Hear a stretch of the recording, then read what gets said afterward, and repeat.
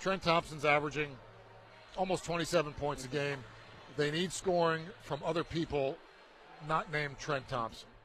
While the Asbury basketball teams are representing the purple and white with pride, the athletic program is making history through another method: radio. This season marks the first time in the school's history that games are broadcast. Journalism Department Head Rich Maneri teams up with Jess FM Sports Director Will Osborne for commentary during home games. Osborne says they met on the fly. Literally, we met probably 30 minutes before we went on air for our first broadcast, and we kind of both just looked at each other after the game and was like, that was very smooth. The station's owner told Osborne to contact Vice President of Intercollegiate Athletics, Mark Whitworth, to propose the idea. Whitworth responded with interest, and things came together shortly after. Whitworth then reached out to Maneri about doing color commentary. It took me about 3 seconds to say yes, because I think it's a great opportunity, and I know it's something the university's been wanting to do for a long time, and credit to Mark for getting this going in really short order. Setting up, tracking statistics, and controlling audio levels are just a few elements of putting out solid broadcasts. The guys always have a halftime recap, and during the December 1st game against IU Southeast, they even interviewed President Sandra Gray. Broadcasts can be accessed on 105.9 FM or even online.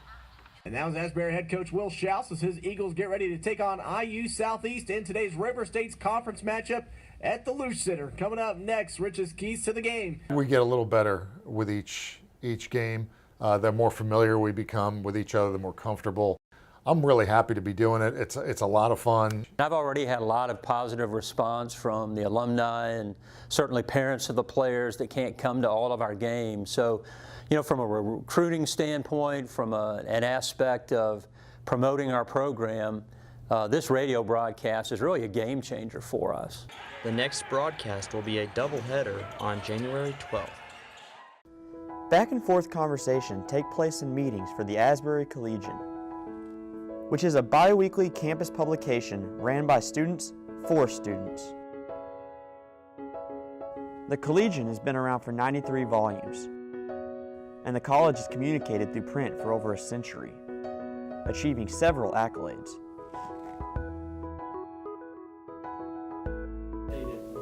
Behind the scenes, significant work is put in to produce the Collegian.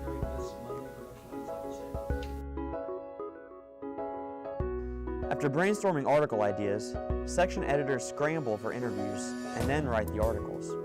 A lot is expected of them. Well, we really want to increase the quality of journalism that we practice. We want to make this not a student publication, but a legitimate newspaper, a legitimate news outlet in both hard copy and online. After being revised, articles go through an editing process, and then the layout editors make it fit on the page. On production nights, layout editors can be in the newsroom anywhere between 4 and 6 hours. While production nights are stressful, the finished product is satisfying. This is really practical experiences. This is really preparing us for actual journalism, actual newsroom work, and I mean, I strive to run this newsroom as close to an actual newsroom as possible, where we all have our responsibilities and we're all pushing towards a collective deadline to produce a solid publication, and it's definitely rewarding. It's worth it. Planning for the next issue is already underway. It'll drop on November 2nd. In recent weeks, the Luce Physical Activity Center has updated its visuals along with adding a new suite for the athletic teams. Brianna Gibson reports. In national news, 2 elite quarterbacks compete tonight on Thursday Night Football. Aaron Rodgers and the Green Bay Packers take on Russell Wilson and the Seattle Seahawks. Green Bay is looking to build off a big week after beating the Miami Dolphins 31-12, with Aaron Rodgers throwing for 2 touchdowns. They are currently a game and a half back from first place in the NFC North. Seattle looks to bounce back after dropping 2 straight games.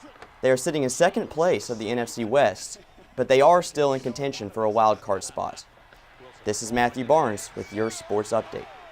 In college basketball, the ACC Big Ten Challenge is being played this week. One primetime matchup on Tuesday was the 9th-ranked Michigan State Spartans against unranked Louisville Cardinals. The Cards got off to a hot start, leading throughout most of the first half. A boost from the bench came from guard Ryan McMahon, who scored 24 points in the game and hit 4 threes. However, the Spartans fought back in the second half after some late runs and stellar play from Kyle Ahrens, and they ended up forcing overtime. A huge three from sophomore Jordan Nora gave the Cards the edge in a back-and-forth overtime, and Louisville pulled the upset.